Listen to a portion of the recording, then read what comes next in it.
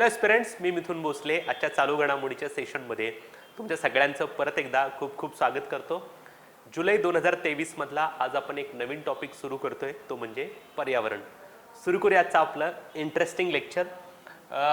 पहिली न्यूज थोडी वेगळी आहे, ती म्हणजे विविध निर्देशांक आपण ऐकत असतो, वाचत असतो, परंतु इंडियन मेट्रोलॉजिकल डिपार्टमेंटनं पहिल्यांदाच एका वेगळ्या निर्देशांकाची अनावरण करण्याचा निर्णय त्या ठिकाणी घेतलेला आहे. प्रायोगिक तत्वावर, पायलट बेसिसवर हा उपक्रम सुरू झालेला आहे, परंतु भविष्यात हा उपक्रम राष्ट्रीय स्तरावर राबवण्याची शक्यता त्या ठिकाणी आहे. आणि कुठला निर्देशांक आहे तो, तर त्याचं नाव आहे उष्णता निर्देशांक. आपण त्याला हीट इंडेक्स असं देखील म्हणू शकतो. हीट इंडेक्सवरून तुम्हाला अंदाज आला असेल की उष्णतेचा अंदाज त्या ठिकाणी बांधला जाणार किंवा लोकांना त्या ठिकाणी अवेअर केलं जाणार की तुम्ही ज्या भागात राहत आहात तिथं सध्याचं तापमान एवढं आहे आणि जर तुम्ही बाहेर पडला तर तुमच्या शरीराला काहीतरी अपाय होऊ शकतात. कारण क्लायमेट चेंजमुळं अलीकडे मोठ्या प्रमाणात उष्णतेच्या प्रमाणात किंवा तापमानात वाढ त्या ठिकाणी होत आहे आणि यासाठी इंडियन मेट्रोलॉजिकल डिपार्टमेंटनं हे इनिशिएटिव्ह त्या ठिकाणी घेतलेलं आहे.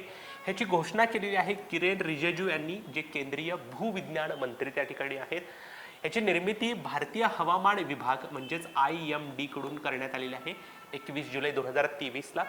प्रायोगिक तत्वावर म्हणजे पायलट बेसिसवर हा उपक्रम सुरू करण्यात आलेला आहे. इथं काय केलं जाणार आहे तर उच्च तापमानामुळे त्रस्त असलेल्या उष्ण प्रदेशातील नागरिकांसाठी सामान्य मार्गदर्शक प्रदान करणे. म्हणजे काय बघा, फॉर एक्झाम्पल आपल्या महाराष्ट्रात जर बघायला गेलं तर नागपूर असेल, अकोला असेल, या ठिकाणी मोठ्या प्रमाणात टेम्परेचर त्या ठिकाणी असतं आणि बऱ्याच वेळेला काही कामानिमित्त लोक त्या ठिकाणी बाहेर पडत असतात, परंतु तिथं मोठ्या प्रमाणात उष्णता असल्यामुळं त्यांना मोठ्या प्रमाणात जीव वगैरे जाण्याची शक्यता त्या ठिकाणी असते. सो जर तुम्ही अशा वेळेला एवढ्या मोठ्या टेम्परेचरमध्ये घराच्या बाहेर पडणार असाल तर तुम्ही कुठल्या कुठल्या गोष्टींचं पालन केलं पाहिजे, ह्याच्यासाठी जे काही गाईडलाईन्स आहेत तर आपण मार्गदर्शके असं त्या ठिकाणी म्हणतो. सो बेसिकली मार्गदर्शन करायचं आहे की तुम्हाला या टेम्परेचर त्या ठिकाणी बाहेर आहे आणि त्यासाठी तुम्ही काळजी घ्या. ओके, सो उष्णता निर्देशांक जो आहे त्यासाठी काही कलर कोड वापरण्यात आलेले आहेत, रंग कोड वापरण्यात आलेले आहेत. ओके, बघा कलर कोड काय काय आहेत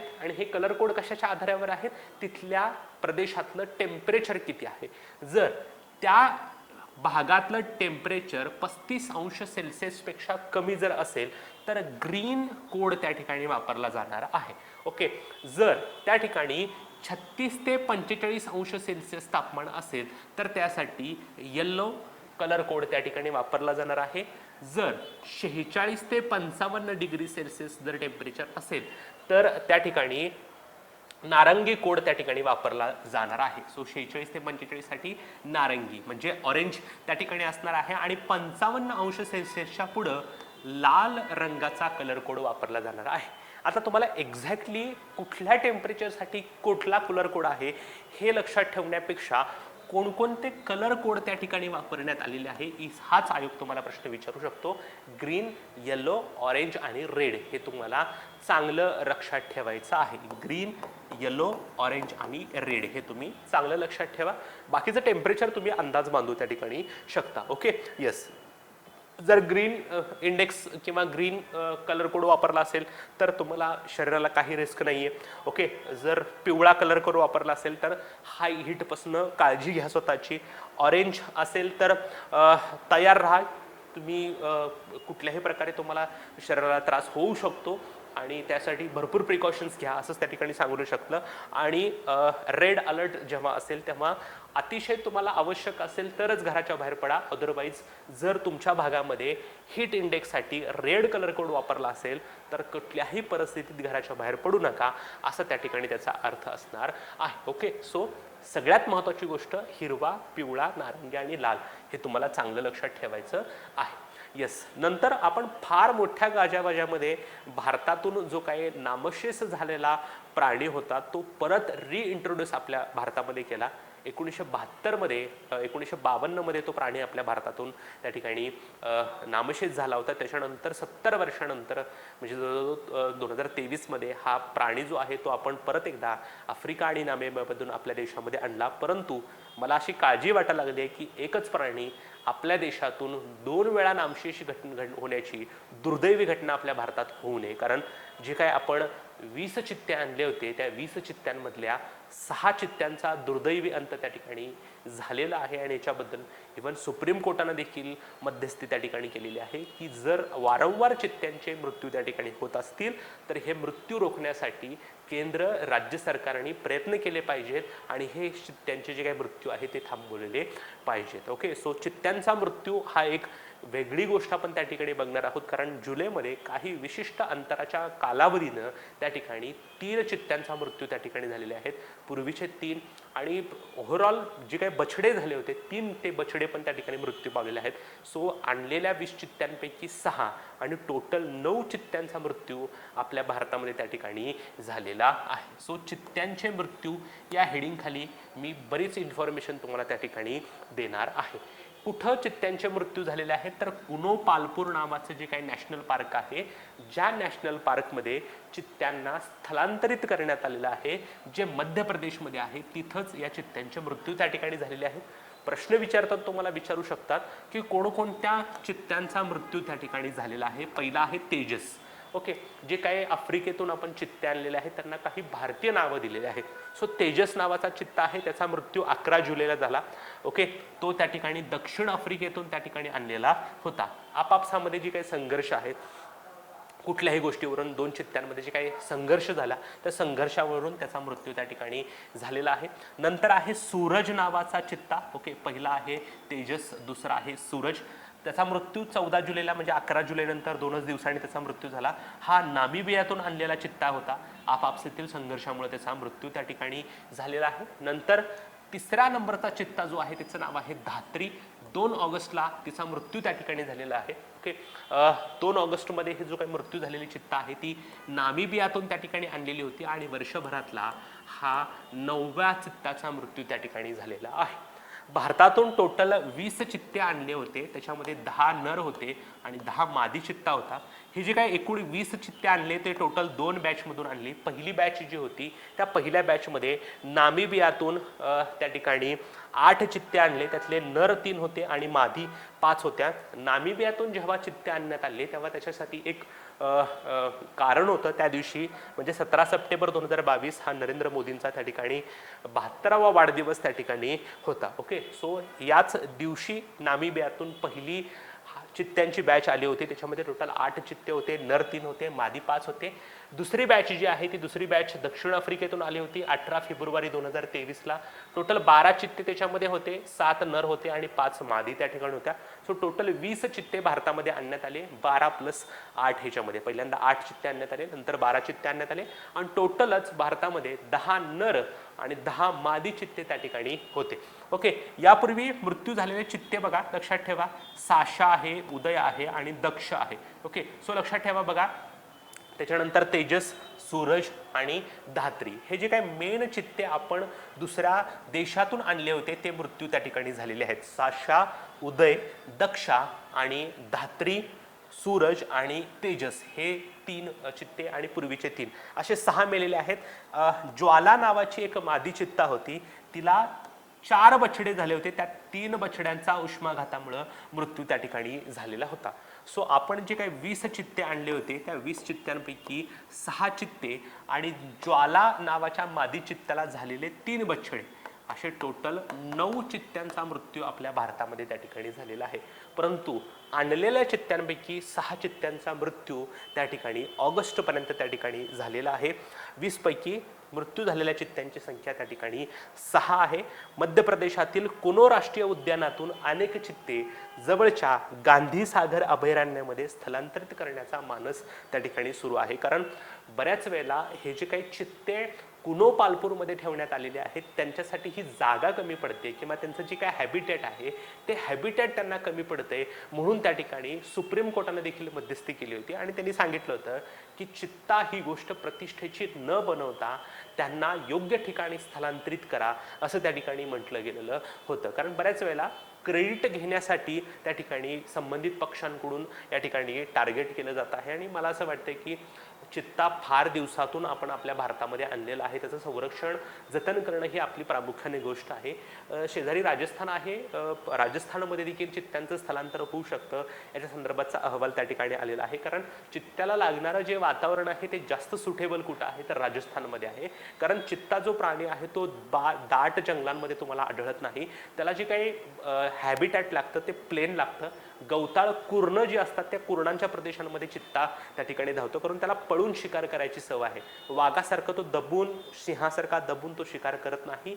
त्या भक्ष्याच्या पाठीमागे तो कंटिन्युअसली पळतो आणि पळून शिकार करतो. आणि भर जंगलामध्ये चित्त्याला पळणं शक्य नसतं. त्यामुळे जंगल हे जे आहे ते चित्त्याचा हॅबिटॅट नाहीये, अधिवास त्याचा नाहीये. तर त्याचा अधिवास काय आहे तर प्लेन लँड, पूर्ण सपाट एरिया पाहिजे आणि त्याच्यावरती त्या ठिकाणी गवताळ कुर्ण पाहिजे. कारण त्याला लपण्यासाठी जागा पाहिजे. लपून तो शिकारीवर त्या प्राणी जो आहे त्याच्यावर लक्ष ठेवू शकतो आणि मग त्याची शिकार त्या ठिकाणी करू शकतो. सो सर्वात जास्त चांगलं वातावरण कुठलं आहे तर राजस्थानमध्ये जी काही अभयारण्य आहेत किंवा नॅशनल पार्क आहे तिथं त्याचं योग्य स्थलांतर होऊ शकतं. परंतु काही गोष्टींमुळं राजस्थानऐवजी मध्य प्रदेशला प्रेफरन्स देऊन त्या ठिकाणी मध्य प्रदेशमध्ये त्याचं स्थलांतर करण्यात आलेलं आहे. जर येत्या काळामध्ये चित्त्यांचं संवर्धन आपल्याला करायचं असेल तर त्यांचा अधिवास किंवा त्यांचं स्थलांतर दुसऱ्या ठिकाणी करणं गरजेचंच त्या ठिकाणी आहे. सो आत्तापर्यंत भारतामध्ये जे काही आपण 20 चित्ते आणले होते त्यातल्या 6 चित्त्यांचा दुर्दैवी मृत्यू झालेला आहे. प्लस एका मादी चित्त्याला त्या ठिकाणी 3 बछडे झाले होते. त्या 3 बछड्यांचा देखील मृत्यू त्या ठिकाणी झालेला आहे. Okay, yes. नंतर आहे हवामान बदल निर्देशांक म्हणजेच climate shift index. Climate central नावाची एक अमेरिकेतली संस्था आहे. ती अमेरिकेतली संस्था म्हणते की हवामान बदलामुळे दैनंदिन तापमानात जे काही बदल होत आहेत त्या बदलांचं नोंद त्या ठिकाणी केलं जाणार आहे. कारण क्लायमेट चेंज होते, अचानक पाऊस पडत असतो, दुसऱ्या मोमेंटला फार मोठ्या प्रमाणात उष्ण जाणवत असतं, त्याच्यानंतर संध्याकाळी थंडी त्या ठिकाणी पडत असते. सो बेसिकली दिवसभराच्या तापमानामध्ये फार मोठ्या प्रमाणात बदल होत असतात. आणि हे कशामुळं तर क्लायमेट चेंजमुळं. ह्या क्लायमेट चेंजमुळं दैनंदिन तापमानात होणाऱ्या परिणामांचे मोजमाप करणं हा त्याचा क्लायमेट शिफ्ट इंडेक्सचा उद्देश आहे. बघा, क्लायमेट शिफ्ट इंडेक्स. ओके, मोजणी ऐतिहासिक सरासरीच्या तुलनेमध्ये तापमान किती वारंवार आणि किती प्रमाणात बदलते. लक्षात आहे, किती प्रमाणात बदलतं आणि किती वारंवार बदलतं. म्हणजे वारंवार म्हणजे एका दिवसामध्ये किती वेळा टेम्परेचरमध्ये फ्लक्च्युएशन दिसून आलं किंवा त्याच्यामध्ये किती तफावत होते. समजा सकाळचं टेम्परेचर आहे, समजा आपण धरून चालू की 23 डिग्री सेल्सिअस आणि संध्याकाळी अचानक ते ड्रॉपआउट झालं 12 डिग्री सेल्सिअसला किंवा ते झालं अचानक संध्याकाळी 40 अंश सेल्सिअसला की काही असू दे. सो हे फ्रिक्वेन्सी जी आहे ती कशामुळे होते तर हवामान बदलामुळे त्या ठिकाणी होते. सो दिवसभरामध्ये तापमान किती वेळा बदललं किंवा किती प्रमाणात बदललं ह्याच्यासाठी याची मोजणी त्या ठिकाणी केली जाणार आहे. जर निर्देशांक 1 पेक्षा अधिक आला तर हवामान बदल होतंय असा आपण अंदाज त्या ठिकाणी बांधू शकतो. निर्देशांक 2 ते 5 दरम्यान जर त्या ठिकाणी असेल तर त्या ठिकाणी हवामान बदलामुळे तापमान या पातळीला पोहोचण्याची शक्यता जी आहे ती 2 ते 3 पटींनी अधिक आहे. जर निर्देशांकामध्ये वाढ दिसून आली तर हवामान बदल होण्याची शक्यता जास्त आहे असं पण त्या ठिकाणी म्हटलं जाऊ शकतं. सो बेसिकली एवढंच लक्षात ठेवा की क्लायमेट शिफ्ट इंडेक्स कोणी काढलेला आहे तर क्लायमेट सेंट्रल नावाच्या अमेरिकेतल्या संस्थेनं याच्यामध्ये दिवसभराच्या तापमानाची नोंद घेतली जाणार आणि सरासरीच्या तुलनेमध्ये हे तापमान किती वेळा आणि किती प्रमाणात बदलते ह्याचा अंदाज त्या ठिकाणी बांधला जाणार आहे. इथं तो दिसते बघा.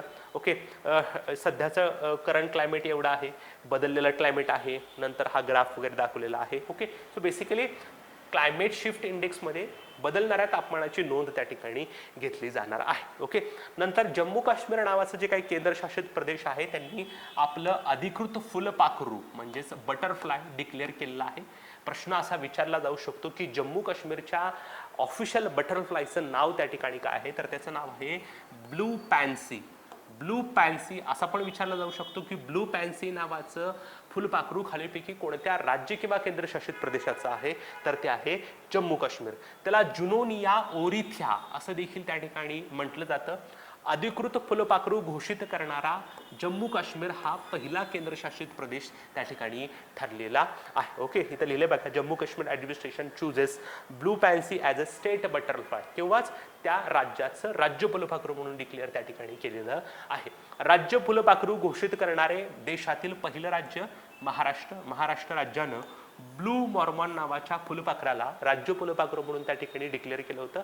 इतर काही राज्यांची राज्य फुलपाखरं, जसं महाराष्ट्राचं ब्लू मॉर्मॉन आहे, तसं उत्तराखंडचं आहे कॉमन पिकॉक, कर्नाटकचं आहे सदर्न बर्डविंग, नंतर आहे केरळचं मलबार बँडेड पिकॉक, नंतर आहे तमिळनाडूचं तमिळ यमॉन, आणि अरुणाचल प्रदेशचं आहे कैसरे हे हिंद. हे सगळे तुम्हाला राज्य दिसतील. जम्मू काश्मीरचं ब्लू पॅन्सी आहे आणि जम्मू काश्मीर पहिला केंद्रशासित प्रदेश आहे.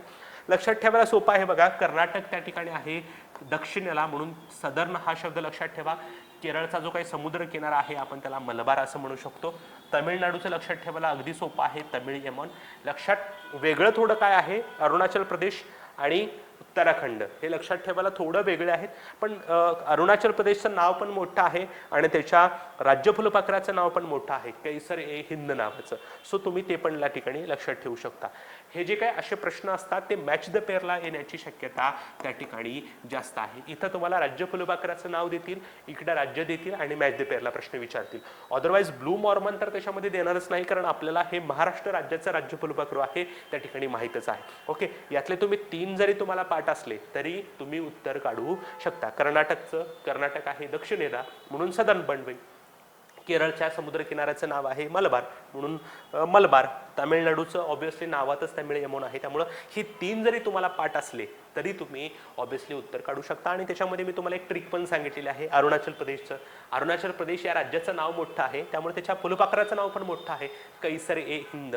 ओके, आणि वेगळं राहते फक्त Uttarakhand common peacock. Okay, yes, हे तुम्हाला लक्षात ठेवायला अगदी सोपं आहे. भरपूर रिव्हिजन करा, येऊन जाईल. ओके, काही काळजी करायचं काम नाही. Okay, yes. नंतर मध्यंतरी जगभरामध्ये उष्णतेच्या लाटा आल्यामुळं बरेच देश जे आहेत ते चर्चेत होते. उष्णतेच्या लाटा हे जे आहे ते क्लायमेट चेंजचं प्रतीक मानलं जातं, कारण अचानक टेम्परेचर मोठ्या प्रमाणात वाढतं आणि लोकांना उष्माघात असेल किंवा लोकांचे मृत्यू त्या ठिकाणी व्हायला सुरू होतात. ह्याचे परिणाम जंगलावर देखील झाले. मोठ्या प्रमाणात टेम्परेचर वाढल्यामुळं तिथं जंगलांमध्ये वनवे लागले, तिथल्या वन्यसृष्टी असेल किंवा जीवसृष्टी असेल यांचं मोठ्या प्रमाणात नुकसान त्या ठिकाणी झालेलं होतं. सो हे जगभरात ज्या उष्णतेच्या लाटा आल्या होत्या त्याच्याबद्दल आपण थोडं बघूयात. कुठल्या कुठल्या देशांमध्ये या उष्णतेच्या लाटा होत्या, तर युरोप खंडामध्ये Italy, England, France, Portugal, Spain, Poland, Germany, Greece, Croatia आणि तुर्की हे, अमेरिका आणि चीन या दुसऱ्या देशांमध्ये त्या ठिकाणी होते. सो युरोपमध्ये 2 देश महत्त्वाचे आहेत, इटली, इंग्लंड या देशांमध्ये त्या ठिकाणी उष्णतेच्या लाटा आल्या होत्या. इटलीच्या हवामानशास्त्र विभागानंतर आलेल्या जे काही उष्णतेच्या लाटा आहेत त्यांचं नामकरण सेर्बेरस असं देखील त्या ठिकाणी केलेलं होतं. सो हे पण माहिती असू द्या. नंतर उष्णतेच्या लाटा म्हणजे काय, तर सरासरी तापमान जे आहे ते 40 अंश सेल्सिअसच्या पुढंच आहे. कारण जर तुम्ही युरोप खंड बघितला किंवा अमेरिका किंवा चायना जर बघितले तर उत्तर गोलार्धात त्या ठिकाणी येतात आणि उत्तर गोलार्धामध्ये तापमानाचं प्रमाण हे कमी त्या ठिकाणी असतं. सरासरी तापमान तुम्हाला 20 ते 25 डिग्री सेल्सिअसच्या आसपास आढळू शकतं, परंतु अचानक जेव्हा तिथं हीट वेव्हज येतात तेव्हा 40 अंश सेल्सिअसच्या पुढे तापमान त्या ठिकाणी जातं. नॉर्मल केसेसमध्ये आपल्या भारतामध्ये देखील जर 35-36 डिग्री सेल्सिअस तापमान गेलं किंवा 40 डिग्रीच्या आसपास गेलं तर आपल्याला भयानक उकाडा सहन करावा लागतो. नॉर्मल भारतातले लोक जरी ॲडॅप्ट झाले असले तरी पण आपल्याला 40 डिग्री सेल्सिअस हे त्या ठिकाणी मोठ्या प्रमाणात टेम्परेचर वाटू शकतं. तिकडं तर ॲव्हरेज टेम्परेचर 20 ते 25 दरम्यान असतं. युरोप असू दे, अमेरिका असू दे किंवा चीन असू दे, इथं मोठ्या प्रमाणात त्यांना त्रास त्या ठिकाणी झालेला आहे. याचा परिणाम जंगलांमध्ये वनवे त्या ठिकाणी लागलेले होते. जर तुम्ही बघितलं तर इटलीमध्ये सरासरी 48 डिग्री सेल्सिअस तापमान होतं, स्पेनमध्ये 45 होतं, फ्रान्समध्ये 37 होतं, क्रोएशियामध्ये 38 होतं, ग्रीसमध्ये 44 होतं. साधारण सांगायचं असेल तर 40 अंश सेल्सिअसच्या पुढंच हे तापमान त्या ठिकाणी सरासरी राहिलेलं होतं. याला कारण म्हटलं जातं तर जेट स्ट्रीम जे आहे त्या जेट स्ट्रीममुळं तापमान वाढलं किंवा उष्णतेच्या लाटा आल्या असं म्हटलं जातं. जेट स्ट्रीम म्हणजे काय, तर जमिनीपासून 10 ते 15 किलोमीटर उंचीवरून पश्चिमेकडून पूर्वेकडे वाहणारे जे काही वारे आहेत त्यांना आपण जेट स्ट्रीम म्हणतो. परंतु ह्या जे काही प्रवाह आहे त्यांचा पॅटर्न थोडा लाटेसारखा आहे, कारण आपण म्हटलं हे जे काही वारे आहेत ते पूर्वेकडून पश्चिमेकडे वाहत आहेत, परंतु ह्या लाटांचा जो अलीकडे पॅटर्न आहे तो लाटांसारखा झालेला आहे. ओके, प्रवाहांचा म्हणजे काय, तर हे पूर्व आणि पश्चिमेकडे फक्त प्रवास न करता ते अगोदर उत्तरेकडे जातात, नंतर दक्षिणेकडे जातात आणि नंतर परत पूर्वेकडे जातात. म्हणजे काय, तर अशा पॅटर्नमध्ये ते फिरत चाललेले आहेत. म्हणजे पूर्वेकडून पश्चिमेकडेच त्यांचा, पश्चिमेकडून पूर्वेकडेच त्यांचा प्रवास आहे, परंतु प्रवास हा लाटांच्या माध्यमातून त्या ठिकाणी झालेला आहे. म्हणजे ते खाली येतात, परती वरती जातात, म्हणजे उत्तरेकडून दक्षिणेकडे, दक्षिणेकडून परत उत्तरेकडे, अशा प्रकारे त्यांचा काय झालेला आहे, लाटेंसारखा त्यांचा प्रवाह त्या ठिकाणी सुरू आहे. त्याच्यामुळं हीट वेव्स मोठ्या प्रमाणात त्या ठिकाणी आहे. सो सध्या प्रवाहांचा पॅटर्न साधारणपणे लाटेसारखा असून उत्तरेकडून दक्षिणेकडे आणि पुन्हा उत्तरेकडे त्या ठिकाणी असा असतो. कारण जेट स्ट्रीम हा जो काही प्रवाह आहे तो बेसिकली पश्चिमेकडून पूर्वेकडे त्या ठिकाणी जातो. नकाशामध्ये जर बघितलं तर इकडं पश्चिम आहे आणि इकडं पूर्व आहे. सो असे वारे वाहत असतात हे जेट स्ट्रीम, परंतु हे एकदा वरती जातात परत खाली येतात, वरती जातात परत खाली येतात. त्यामुळं यांचा जो काही प्रवाह आहे तो पॅटर्न आहे तो लाटेंसारखा दिसत आहे. जेव्हा ही वळणे मोठी होतात, म्हणजे ही वळणं जी आहेत ती मोठी होतात, तेव्हा प्रवाह तुलनेमध्ये संथ होतो. म्हणजे काय, जो काही वेगाने वाहणारे वारे आहेत त्यांचा वेग थोडा कमी होतो आणि त्या प्रदेशामध्ये काय तयार होतो, हीट डोम तयार होतो. असं बघा, हीट डोम त्या ठिकाणी तयार होतो. डोम म्हणजे काय, असं वरती काहीतरी आकारमान असलं जी गोष्ट असते आपण त्याला हीट डोम म्हणतो. सो अशा प्रकारचे हीट डोम त्या ठिकाणी तयार झालेले आहेत आणि हे हीट डोममुळे काय झालेलं आहे, तर त्या ठिकाणची आर्द्रता कमी होते आणि आर्द्रता कमी झाल्यामुळे ऑब्व्हियसली तापमान त्या ठिकाणी वाढत आहे. सो बेसिकली या युरोप कंट्रीमध्ये किंवा अमेरिका असू दे किंवा चीन असू दे, इथं मोठ्या प्रमाणात तापमान वाढण्याचं कारण काय आहे, तर जेट स्ट्रीम.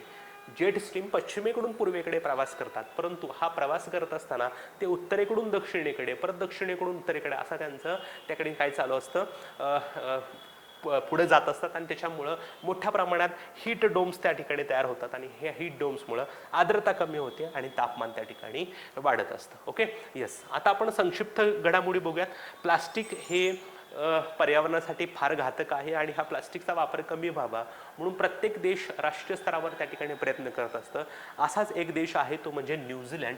या न्यूझीलंड देशाने एक महत्त्वपूर्ण निर्णय घेतलेला आहे, तो म्हणजे सुपर मार्केट. म्हणजे एकाच ठिकाणी भरपूर वस्तू त्या ठिकाणी मिळतात. ओके, आपण त्याला उदाहरण म्हणू शकतो डी मार्ट. ओके, सो जसं आपल्याकडे डी मार्ट आहे, स्टार बाजार आहे, आपण त्याला सुपर मार्केट म्हणतो. सुपर मार्केटमध्ये पातळ प्लास्टिक पिशव्यांवर बंदी घालणारा जगातला पहिला देश त्या ठिकाणी आहे न्यूझीलंड. न्यूझीलंडमध्ये अशा प्रकारच्या पातळ प्लास्टिक पिशव्यांवर त्या ठिकाणी बंदी घालण्यात आली आहे. तुम्ही म्हणाल की आमच्या डीमार्टमध्ये तर कुठं प्लास्टिकच्या पिशव्या असतात, आम्ही घेताना तिथं आम्हाला कापडी बॅगच दिली जाते, त्याच्याबद्दल म्हणत नाही. जर तुम्ही एखादी वस्तू जरी प्लास्टिकच्या पिशवीमध्ये ठेवली असेल तर ती त्या ठिकाणी बॅन असेल. पातळ पिशवीमध्ये तुम्ही तिथं खरेदी करण्यासाठी वस्तू देखील त्या ठिकाणी ठेवू शकत नाही. 3 जुलै हा दिवस आंतरराष्ट्रीय प्लास्टिक पिशवी मुक्त दिवस म्हणून त्या ठिकाणी साजरा केला जातो आणि त्याला पर्याय म्हणून आपण 12 जुलैला पेपर बॅग दिवस म्हणून साजरा केला जातो. पिशवी किंवा प्लास्टिक हे पर्यावरणासाठी फार घातक त्या ठिकाणी आहे. प्लास्टिकचा वापर एनी हाव कंट्रोल त्या ठिकाणी झालाच आहे. आपल्या देशामध्ये बऱ्याच वेळा म्हटलं जातं शिवाजी जन्मावा तो शेजारच्या घरी. म्हणजे प्लास्टिकचा वापर कमी झाला पाहिजे, परंतु आपल्या रेग्युलरच्या दैनंदिन जीवनामध्ये आपण सर्रास प्लास्टिकचा त्या ठिकाणी वापर करत असतो. परंतु माझे जे काही लेक्चर ऐकणारे विद्यार्थी असतील त्यांना एक नम्र आणि कळकळीची विनंती आहे की जेवढा शक्य होईल तेवढा प्लास्टिकचा वापर कमी करा. कारण एनी हाव तुम्ही जरी तुमच्या लेवलला प्लास्टिकचा वापर कमी केला तरी मला असं वाटतं की मोठ्या प्रमाणामध्ये प्लास्टिक चा पर्यावरणामध्ये पडणारा जो काही परिणाम आहे तो कमी त्या ठिकाणी होऊ शकतो. कारण रेग्युलर तुम्ही किराणा मालाच्या दुकानामध्ये जात असाल किंवा एखादी भाजीपाला घेण्यासाठी जात असाल तेव्हा दुकानदारांना तुम्ही प्लास्टिकच्या पिशवीची डिमांड करण्याऐवजी तुम्ही घरातून एखादी कापडी पिशवी घेऊन जा आणि त्याच कापडी पिशवीमध्ये त्या ठिकाणी तुमच्या ज्या काही वस्तू आहेत त्या घेऊन जा. सो मला असं वाटतं पर्यावरण संवर्धनाची गरज ही मुळातच आपल्या स्वतःपासून सुरू झाली पाहिजे. आपण देशाला किंवा राष्ट्रीय स्तरावर असे काहीतरी इनिशिएटिव्ह सुरू झाले पाहिजेत अशी काही गरज नाही. सो मला असं वाटतं की पर्यावरण संवर्धनाची चळवळ आपल्या स्वतःपासून त्या ठिकाणी सुरू झाली पाहिजे.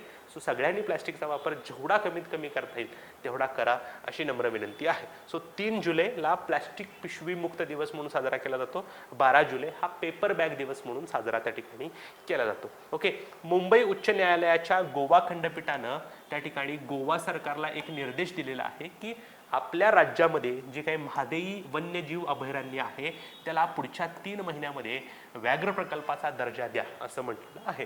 सो भारतामध्ये सध्याला 53 व्याघ्र प्रकल्प आहेत आणि वाघांचं संवर्धन करण्यासाठी एखाद्या अभयारण्याला किंवा नॅशनल पार्कला व्याघ्र प्रकल्पाचा दर्जा त्या ठिकाणी दिला जातो. गोवा खंडपीठ असं म्हणते की गोवा सरकार आम्ही तुम्हाला निर्देश देतोय की महादेई नावाचं जे काय आपल्या देशामध्ये वन्यजीव अभयारण्य आहे राज्यामध्ये त्याला व्याघ्र प्रकल्प म्हणून दर्जा द्या.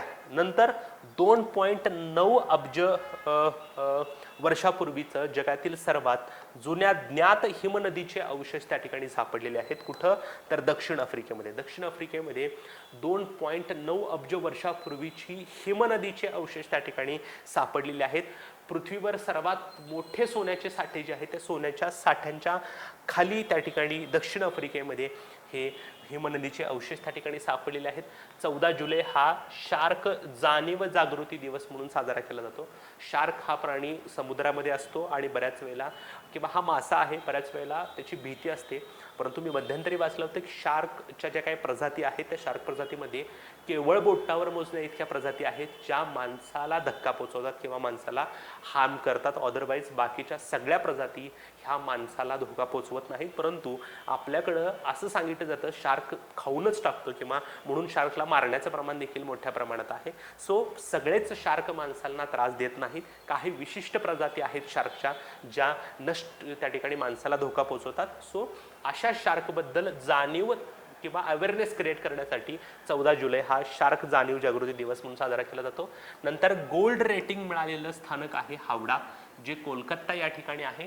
Confederation of Indian industry, Indian green building काउन्सिलच्या मार्फत त्यांना अशा प्रकारचं गोल्ड रेटिंग मिळालेलं आहे. हे गोल्ड रेटिंग कोणाला दिलं जातं तर अशा बिल्डिंग्सला ज्या पर्यावरण स्नेही उपाय त्या ठिकाणी करतात, म्हणजेच एन्व्हायरमेंट फ्रेंडली उपाय करणाऱ्या ज्या काही इमारती आहेत त्यांना असं रेटिंग दिलं जातं. फॉर एक्झाम्पल असं काय एखादी बिल्डिंग आहे ज्या बिल्डिंगवरती मोठ्या प्रमाणात सोलार रूफटॉप बसवलेले आहेत, त्याच्या माध्यमातून जी काही आपली ट्रेडिशनल एनर्जी आहे ती आपण न वापरता सोलार एनर्जीच्या माध्यमातून जी ऊर्जा तयार झालेली आहे ती जर वापरली तर ती पर्यावरण स्नेही त्या ठिकाणी आहे. किंवा काही बिल्डिंगवरती समजा रेन वॉटर हार्वेस्टिंग केलं असेल तर त्यांना त्या ठिकाणी गोल्ड रेटिंग दिलं जातं. सो बाकीच्या गोष्टी लक्षात न ठेवता तुम्ही एवढंच लक्षात ठेवा, गोल्ड रेटिंग मिळालेलं स्थानक हावडा जे कोलकाता या ठिकाणी आहे. नंतर आहे ग्रीन हायड्रोजन, हा भविष्यात आपल्या ऊर्जेचा स्रोत ठरू शकतो. याच्यावरची एक आंतरराष्ट्रीय परिषद आपल्या नवी दिल्लीमध्ये आयोजित करण्यात आलेली होती. ओके, ग्रीन हायड्रोजन इकोसिस्टीमला प्रोत्साहन देणं हा त्याचा उद्देश आहे. ओके, नंतर आहे बघा बंदी घातलेल्या एकल वापर प्लास्टिक वस्तूंच्या पुनर्वापरासाठी. ज्या काही सिंगल यूज प्लास्टिकच्या वस्तू आहेत त्यांचा पुनर्वापर करण्यासाठी एक महत्त्वाचा इनिशिएटिव्ह घेण्यात आलेला आहे.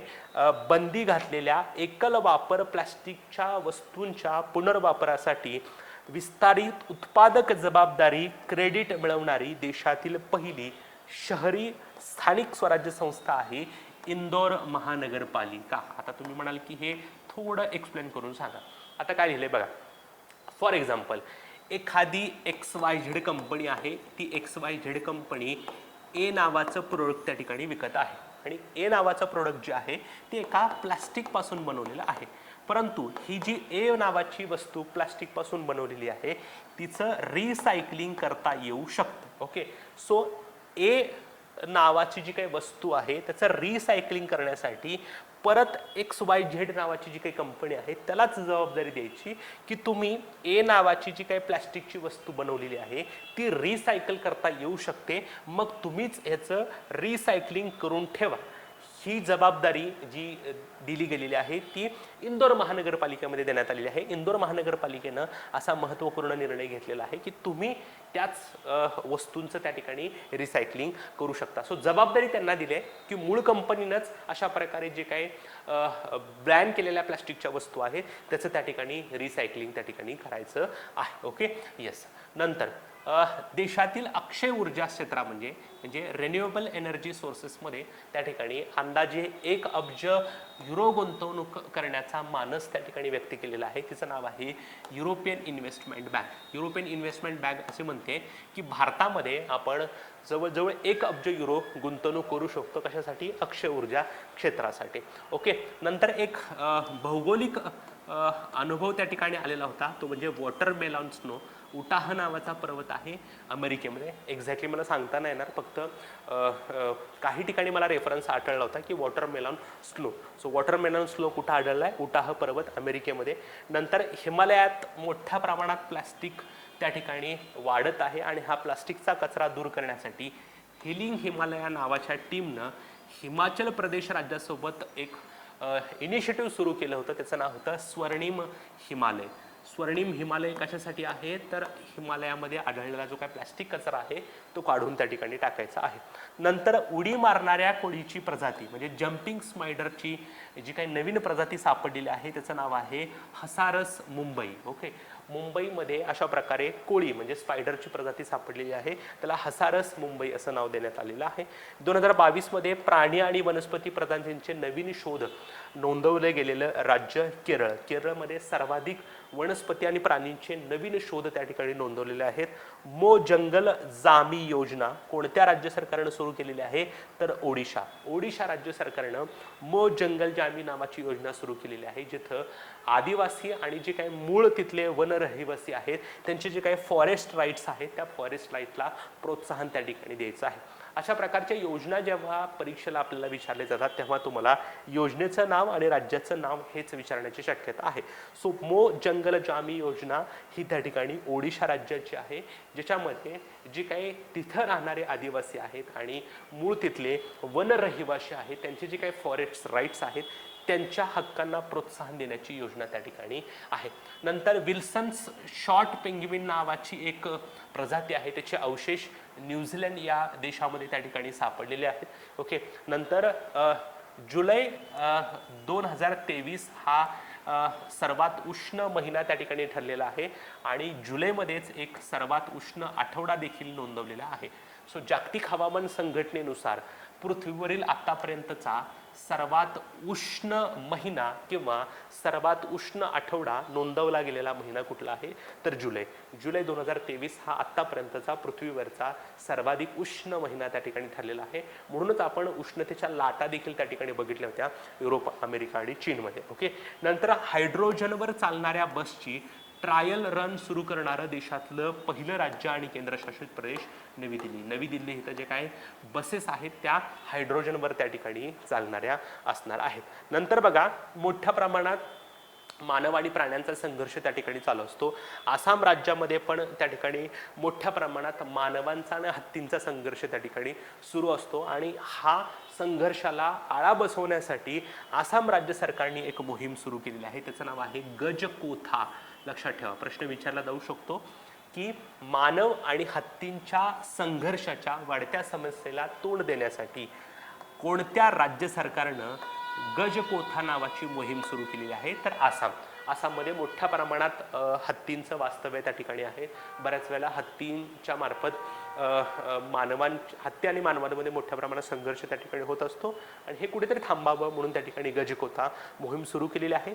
2070 पर्यंत आपण नेट झिरो कार्बन इमिशनचं टार्गेट त्या ठिकाणी केंद्र सरकारने ठेवलेलं आहे आणि याच्यासाठीच विजन डॉक्युमेंट जे आहे ते डॉक्युमेंट जाहीर केलेलं राज्य आहे झारखंड. झारखंड म्हणते की आम्ही एक विजन डॉक्युमेंट रिलीज केलेलं आहे. या विजन डॉक्युमेंटमध्ये त्या ठिकाणी 2070 पर्यंत आम्ही आमच्या लेवलला कशा प्रकारे कार्बन इमिशन कमी करू शकतो हे त्या ठिकाणी सांगणार आहे. ओके, नंतर पुरातत्वशास्त्रज्ञ म्हणजे जे काही आर्किओलॉजिस्ट असतील त्यांनी 4000 वर्ष जुनं अभयारण्य शोधून काढलेलं आहे नेदरलँडमध्ये.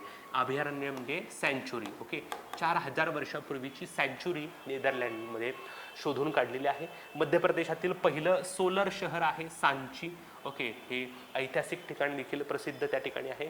नंतर ग्रामीण भागात एकाच वेळी पिण्यायोग्य नळाच्या पाण्याच्या तरतुदीसह राज्यातील हरित कवच वाढवण्याच्या उद्देशाने उत्तर प्रदेश सरकारनं एक योजना सुरू केलेली आहे, वन टॅप वन ट्री. म्हणजे नळ जोडणी देण्यासोबतच त्या ठिकाणी एक झाड लावण्याचं प्रॉमिस त्या ठिकाणी प्रत्येक कुटुंबाकडून केलं जाणार आहे. त्याच्या माध्यमातून काय केलं जाणार आहे? प्रत्येक ग्रामीण भागामध्ये किंवा शहरी भागांमध्ये टॅप वॉटरच्या माध्यमातून वॉटर कनेक्शन त्या ठिकाणी दिलं जाईल आणि दुसरी माध्यमातून राज्यामधलं ग्रीन कव्हरेज जे आहे ते देखील वाढवण्यात येणार आहे. सो प्रश्न असा विचारला जाऊ शकतो की वन टॅप वन ट्री नावाची मोहीम कोणत्या राज्य सरकारनं सुरू केलेली आहे? तर उत्तर प्रदेश. नंतर माकडांचं संवर्धन करण्यासाठी सेपरेट माकडांची जंगलं जी आहेत ती लखनौ शहरामध्ये उभारली जाणार आहेत. नंतर वन्यजीव अनुकूल महामार्ग प्रकल्प छत्तीसगडमध्ये सुरू करण्यात आलेला आहे, कारण बऱ्याच वेळेला हे जे काही महामार्ग प्रकल्प असतात ते मोठ्या प्रमाणातून जंगलातून जात असतात आणि जंगलातून जेव्हा रोड बनवले जातात तेव्हा प्राण्यांना पास करण्यासाठी काहीतरी व्यवस्था पाहिजे, कारण जेव्हा ही प्राणी रस्त्यावरून पास होत असतात तेव्हा जी काही भरधाव जाणारी वाहनं आहेत त्यांच्या माध्यमातून त्यांना धडक बसून त्या प्राण्यांचा मृत्यू होत असतो. सो प्राण्यांना रस्ता क्रॉसिंग करताना त्यांच्यासाठी सेपरेट काहीतरी प्रोव्हिजन्स किंवा करण्यासाठी हा वन्यजीव अनुकूल महामार्ग त्या ठिकाणी सुरू करण्यात आलेला आहे छत्तीसगडमध्ये. स्वतः पंतप्रधान नरेंद्र मोदी यांनी त्याची पायाभरणी केलेली आहे. वन्यजीवांच्या अनिर्बंध हालचाली सुनिश्चित करण्यासाठी 2.8 किलोमीटरचा बोगदा त्या ठिकाणी असणार आहे आणि 27 प्राणी पास देखील असणार आहे. सो जर तुम्ही बघितलं समृद्धी महामार्गावर देखील अशा प्रकारे प्राण्यांना रस्ता क्रॉसिंग करण्यासाठी मोठ्या प्रमाणात पास त्या ठिकाणी तयार करण्यात आलेले आहेत. ओके, पास म्हणजे त्यांना जाण्यासाठी जागा देणं. ओके, तालीम नावाचं चक्रीवादळ चीनमध्ये आलं होतं, फिलिपाईन्सने त्याचं नामकरण त्या ठिकाणी केलेलं आहे. ओके, सो नेहमीप्रमाणे आपण आता क्विक रिव्हिजन त्या ठिकाणी करणार आहोत जी आपल्यासाठी अतिशय महत्त्वाची आहे. इंडियन मेट्रोलॉजिकल डिपार्टमेंटनं हीट निर्देशांक रिलीज केलेला आहे, ज्याच्यामध्ये ग्रीन, येलो, ऑरेंज आणि रेड कलरचे कलर कोड त्या ठिकाणी वापरण्यात आलेले आहेत. भारतामध्ये जे काय आपण 20 चित्ते आणले त्या 20 चित्त्यांमध्ये आता आणखीन 3 चित्त्यांचा मृत्यू त्या ठिकाणी झालेला आहे. ते 3 चित्ते आहेत तेजस, सूरज आणि धात्री. ओके, 20 चित्ते जे आणण्यात आलेले होते त्याच्यातले 10 चित्ते होते त्या ठिकाणी नर चित्ते आणि 10 होते मादी चित्ते. हे जे काही 20 चित्ते आपण आणले ते टोटल 2 बॅचमधून आणले. पहिल्या बॅचमध्ये आपण नामिबिया या देशातून टोटल 12 चित्ते आणले, त्याच्यामध्ये 8 चित्ते आणले, त्याच्यामध्ये टोटल 3 नर होते आणि 5 मादी होत्या आणि नरेंद्र मोदींचा त्यावेळेला वाढदिवस देखील त्या ठिकाणी होता. दुसरी बॅच आपण दक्षिण आफ्रिकेतून त्या ठिकाणी आणले, 12 चित्ते आणले, 7 नर होते आणि 5 मादी त्या ठिकाणी होते. याच्यापूर्वी साशा, उदय आणि दीक्षा नावाच्या चित्त्यांचा मृत्यू त्या ठिकाणी झाला होता. नंतर ज्वाला नावाच्या मादी चित्त्याला जे काही 3 बछडे झाले होते त्यांचा देखील मृत्यू त्या ठिकाणी झालेला आहे. नंतर जे काही टेम्परेचरमध्ये बदल होत असतात ते बदलांची नोंद घेण्यासाठी क्लायमेट सेंट्रलनं हवामान बदल निर्देशांक किंवा क्लायमेट शिफ्ट इंडेक्स त्या ठिकाणी सुरू केलेला आहे. Okay, yes. नंतर जम्मू काश्मीरनं ब्लू पॅन्सीला आपलं अधिकृत फुलपाखरू म्हणून डिक्लेअर त्या ठिकाणी केलेलं आहे आणि अशी गोष्ट करणारा तो देशातला पहिला केंद्रशासित प्रदेश ठरला आहे. महाराष्ट्र हे देशातलं पहिलं राज्य आहे ज्यानं एखाद्या फुलपाखराला अधिकृतपणे राज्य फुलपाखरू म्हणून डिक्लेअर केलेलं आहे. कॉमन पिकॉक आहे उत्तराखंडचा, सदर्न बर्डविंग आहे कर्नाटकचा, मलबार बँडेड पिकॉक आहे केरळचा, तामिळ यमन आहे तमिळनाडूचा, कैसरी हिंद आहे अरुणाचल प्रदेशचा. जगभरामध्ये युरोप, अमेरिका आणि चीनमध्ये उष्णतेच्या लाटा आल्या. तिथं सरासरी तापमान जे आहे ते 40 अंश सेल्सिअसच्या पुढे होतं. इटलीनं तर याचं नामकरण सर्बेरस असं त्या ठिकाणी केलं होतं. याच्यामुळं जंगलांमध्ये वनवे लागण्याच्या घटना त्या ठिकाणी घडल्या आणि ह्याच्यासाठी कारणीभूत असलेला प्रकार काय आहे तर जेट स्ट्रीम. हे जेट स्ट्रीम पश्चिमेकडून पूर्वेकडे जात असतात, परंतु अलीकडं ह्या प्रवाहांचा जो काय पॅटर्न आहे तो लाटेनसारखा आहे, त्याच्यामुळे हीट डोम तयार होतो. हीट डोम तयार झाल्यामुळं आर्द्रता कमी होते, आर्द्रता कमी झाल्यामुळं टेम्परेचर त्या ठिकाणी वाढत आहे. ओके, सुपर मार्केटमध्ये पातळ प्लास्टिक पिशव्यांवर न्यूझीलंडनं बंदी त्या ठिकाणी घातलेली आहे. 3 जुलै हा प्लास्टिक पेपर बॅन दिवस किंवा प्लास्टिक पिशवीपासून मुक्त दिवस म्हणून साजरा केला जातो. गोवा खंडपीठ असं म्हणतंय की महादेवी वन्यजीव अभयारण्याला त्या ठिकाणी व्याघ्र प्रकल्प म्हणून घोषित करा. 2.9 अब्ज वर्षापूर्वीच्या हिमनदीचे अवशेष दक्षिण आफ्रिकेमध्ये सापडलेले आहेत. हावडा येथील रेल्वे स्थानकाला गोल्ड रेटिंग त्या ठिकाणी मिळालेलं आहे. ग्रीन हायड्रोजनवरील आंतरराष्ट्रीय परिषद नवी दिल्ली या ठिकाणी पार पडलेली आहे. नंतर बंदी घातलेल्या एकल वापर प्लास्टिकच्या वस्तूंच्या पुनर्वापरासाठी विस्तारित उत्पादक जबाबदारी क्रेडिट मिळवणारी देशातील पहिली स्थानिक स्वराज्य संस्था आहे इंदोर महानगरपालिका. ओके, वॉटरमेलन स्नो अमेरिकेतल्या उटाह पर्वतामध्ये दिसून त्या ठिकाणी आला होता. स्वर्णिम हिमालय हिमाचल प्रदेश राज्य सरकारनं सुरू केलेली होती, ज्याच्यामध्ये हिमालयामध्ये जो काही कचरा प्लास्टिक कचरा आहे तो काढून टाकण्यात आलेला आहे. नंतर जम्पिंग स्पायडरची प्रजाती मुंबईमध्ये आढळून आलेली आहे, तिचं नाव आहे हिसारस मुंबई. ओके, मो जंगल जामी योजना ओडिशा राज्य सरकारनं सुरू केलेली होती.